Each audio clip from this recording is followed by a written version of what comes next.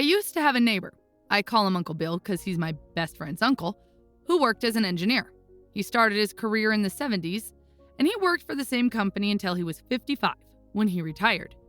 After he retired, instead of staying home and resting, he opened his own small business as a painter. He had always wanted to learn how to draw and paint, and even though he had some talent and practiced a bit since he was a child, he could only take courses and develop his skills as a painter after he retired. Nowadays, he has a small store where he sells his paintings, and he lives the artist's life, the life he dreamed of during all of those years.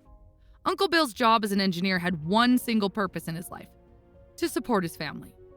Now, he's a retired man. His mind never goes back to engineering. The only reason for him to have worked as an engineer was that it was a high-paying job at the time. He didn't have the guts to quit his high-paying job and start over with a new career. Uncle Bill was never a master. He wasn't a master engineer because it wasn't a job he loved. He only did what he had to do. And even though he's talented, he isn't a master in painting either, because he didn't take the time during his life to develop his skills enough to master painting. Today, I'll talk about what you can do so that your work life is not similar to Uncle Bill's life. We'll explain how to become a true master in what you love and make a career out of it, so that you don't have to see your work life as an obligation, while desired life happens only on the weekends. This video is based on Robert Greene's book called Mastery. According to Greene, for years, people have attributed mastery to a gift, an innate talent. Either you're a genius and can be a master, or you're not. Think of people like Mozart, Einstein, and Darwin. We just think they were born that smart, don't we?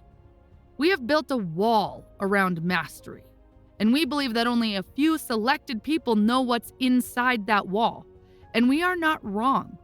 Most people will never achieve mastery. But that's not because they're not smart enough.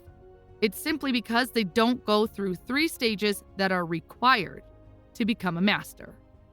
Stage 1. Reconnect with your life's task. Let me tell you a short story about one of my friends.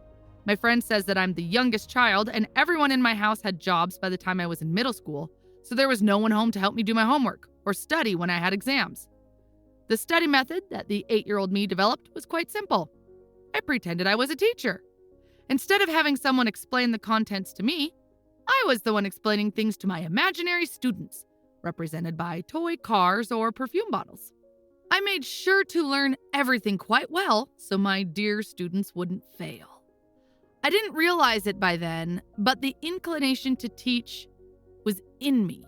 It was something that I liked to do, and that made learning more fun, as if I were playing instead of studying. When I look back, I realize that my life's task is related to helping other people learn important things. This is how I can help others, and this is what fulfills me. To find out your life's task, search the past for signs of an inner voice or an inner force that pushed you towards some kind of inclination. This is often something you loved to do and would feel happy if you could do it all day. You might have called it a hobby or a passion before. Usually it's something that would make other people happy too, by solving a problem they have or making their lives easier, better, or more fun. Uncle Bill's heart doesn't beat faster when he thinks about engineering, but he flashes a huge smile when we talk about the latest brands of oil paint. After you've searched your past and found a few activities that might be related to your life's task, remember to clear away voices that might confuse you. For example, maybe now you're thinking something like, "Oh, I love dancing the tango, but of course, that's not a job." Or, "Ooh, I love reading books, but that's not a job." Well, to some people, it is a job. For example, reading books is my job. In this stage, you will need to enlarge your concept of work. Sometimes we think there is work and there is pleasurable life, and they're 2 different things. We work for money so we can enjoy the other part of life. This is a depressing attitude. Work should be something inspiring, a part of your life's task, and not just something you do to pay the bills. You don't need to sacrifice 5 days a week in order to live for 2 days on the weekend. Exchanging 5 days for 2 days is like exchanging $5 for $2, which I'm sure you'd never agree to do. but yet you agree when it comes to your job where you spend most of your life. Maybe you're thinking you need to be realistic because your passion would never pay the bills. Well, I'm sure you can think of someone or a few someones who earn a living doing it. The reason you end up thinking you have an impossible dream is the voices. They are the voices that you've internalized as if they were your own. They can belong originally to your parents, your friends, your boss, or anyone in society in general, and they dictate a few rules about your life and your career choices that should depend exclusively on you. Commit to yourself first. You can't have something if you think it's impossible.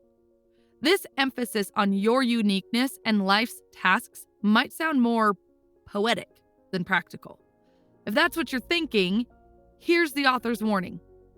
We are entering a world in which we can rely less and less upon the state, the corporation, or family or friends to help protect us. Globalization makes for an extremely competitive environment, and our only chance to thrive is to learn to perform ourselves to the point of mastery. And the thing is, you can't be a master in something you hate, because mastery involves passion, practice, and a long time of dedication. To master a field, you must feel a profound connection to it. What we lack most in the modern world is a sense of a larger purpose in our lives. Maybe you focused your career on making money, or on a search for power or status. A false path in life is generally something we are attracted to for the wrong reasons. Money, fame, attention, and so on. If that's what you want, I have good news for you. The author brings many examples of masters, past and present, and none of them did what they did looking for fame and money, but got them anyway. If you don't deviate from your life's task, money and success will follow. Stage 2, Apprenticeship Phase. We never hear stories about it, but every master you've ever heard about had their apprenticeship phase before they became a master. The reason we don't hear a lot about that stage of their lives is that stage is a lot of struggle, not great achievements. You might think this notion of apprenticeship and skill acquisition is outdated in the area of the internet and technology. But in truth, technology is making everything more complex. Competition is more intense. You need more knowledge and skills, and you simply can't afford to learn everything by yourself alone. It is super important to find a mentor or a company where you can go and learn everything you can. The basic idea behind apprenticeship is this. Instead of spending 6 months learning something, let's say how to invest in real estate, you find someone who can teach you everything necessary in a few weeks and guide you through the process. Every apprenticeship phase consists of 3 steps. Step 1, deep observation, passive mode. This is the stage where you observe only. You try to understand what successful people or businesses are doing differently than everyone else. You become like a sponge and observe everything you can. This is not the stage to look smart with your new ideas or impress them with your charm or show them what they're doing wrong. This is the stage where you silently learn what the successful ones are doing. Step 2, skill acquisition, the practice mode. Now, it's the time to practice what you observed and learned. This is the stage where you are applying the knowledge you learned in the previous step. You put in 10,000 hours to acquire the foundational skills. You don't make the mistake of focusing on practicing multiple skills at once. You only focus on one skill at a time. Step 3, experimentation, the active mode. This is the stage where you are creating something unique. Now that you have the skills necessary, you experiment with new ideas and approaches. You're not just copying others, you are adding something from yourself and creating a new and different product. Maybe in the previous steps, you realized that a certain product is missing, so you create that product. For example, let's say you also want to create a YouTube channel about book summaries. Let's follow the 3 steps we just described and see what it would look like in real life. Step 1, observation. You go and find the successful channels that do book summaries. You watch their videos and try to understand what they are doing that brings them success. What do their videos look like? How long are their videos? What type of animation are they using? Are they doing the animation themselves or hiring a professional? What type of examples are they using in their videos? What do people like or dislike about them, etc.? Step 2, practicing. Now that you understand what successful channels are doing, you start acquiring the skills. You practice how to animate. You practice how to write high-quality scripts. You learn how to explain things in simple language. You learn how to create recordings, etc. Step 3, experimenting. Finally, it's time for you to start creating your own unique videos. For example, maybe in the previous steps you've realized that no one is summarizing philosophy books, and you love philosophy. So you start experimenting with philosophy videos. Or you find out that you don't want to summarize books at all, but you still like the animated videos. So you decide that you will create a channel about law. Since you work as a lawyer and love what you do, you decide that you will make it easy for people to understand law in different situations. For example, you explain what is the law when buying real estate, what is the law if they want to create a business, etc. Do you see how we started with just an observation, then moved to practice, and finally ended up with a completely different type of product? Yes, it's still animated videos, but related to law, philosophy, or taxes, which is a completely different niche than book summaries. You will not just be creating unique videos, you will also be helping thousands of people to understand complex topics such as law or taxes. When you enter the apprenticeship phase, your mindset is going to be the most important factor for success. Here are 7 things to keep in mind at this phase. 1. Live with less. The first thing you should do in this stage is to choose to work for the first place that can teach you the most, not the place that pays the most. In the place that offers you the biggest paycheck, you will feel greater pressure to prove yourself worthy of such pay. Your focus will be on your own insecurities, on your need to please and impress the right people, and not on acquiring skills. Mistakes will have a high cost, so you'll be extra careful. But being careful not to make mistakes means taking no risks, which in turn means no learning.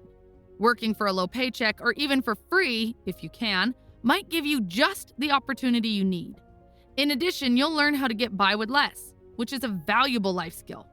Besides, in these first work experiences in your beloved field, you'll want to impress people because of your desire to learn, and not because you're trying to rise to the top before you're ready. 2. Swallow your pride.